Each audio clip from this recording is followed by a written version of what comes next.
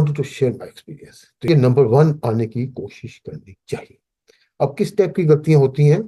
Selection हमने इस तरीके से की, इंटरव्यू के लिए, इंटरव्यू कॉल के पॉइंट ऑफ व्यू से एक जॉब है तो उसके लिए 3 या 4 लोगों को बुलाया जाए।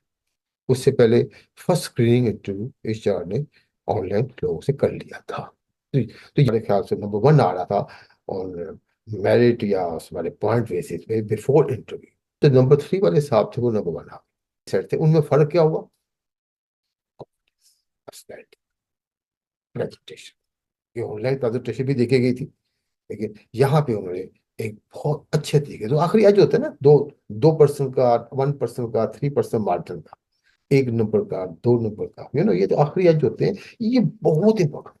लास्ट इंच होता है ना, लास्ट इंच, ये बहुत है, इस पर जरूरत हो गई। तो उनकी पर्सनैलिटी, हिज पर्सनैलिटी, बात करने का स्टाइल थोड़ा सा